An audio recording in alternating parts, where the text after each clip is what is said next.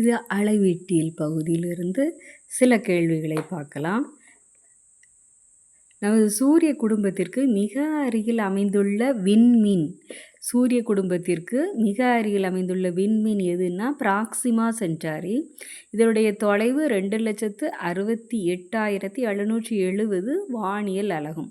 வேறு இன்னொரு point, Neptune சூரியனிடம் இருந்து பூமியை விட 30 மடங்கு தொலைவு. அதனுடைய தொலைவு 30 மடங்கு. அடுத்தது ப்ராக்சிமா சென்டாரி எங்கே இருக்குது அப்படின்னா, சூரிய குடும்பத்திற்கு மிக அருகில் அமைந்துள்ள விண்மீன் அப்படின்னாலே எனது ப்ராக்சிமா சென்டாரி.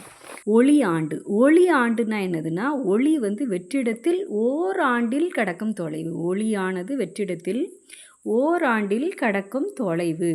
அது 9.46 × 10⁻15 மீட்டர். அடுத்தது நம்ம இது நம்பர் தெரிஞ்சிருப்போம். அது ஒளியின் வேகம். அது வெற்றிடத்தில் ஒளியின் வேகம் 3 × 10⁸ மீட்டர்/வினாடி.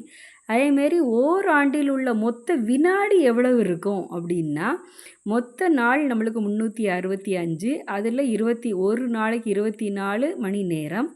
அடுத்தது அது 60 × 60 இவ்வளோத்தையும் பெருக்கினா 3.153 × 10⁻7 வினாடி வரும்.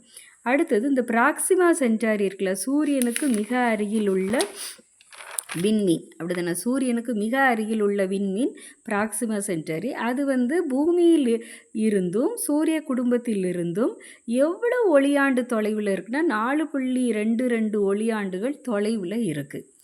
அடுத்தது பூமியானது அண்டத்தின் மையத்திலிருந்து எவ்வளவு தொலைவில் இருக்குது அப்படின்னா, பூமி தான் அண்டத்தின் மையத்திலிருந்து 25,000 ஒளியாண்டு தொலைவில் உள்ளது.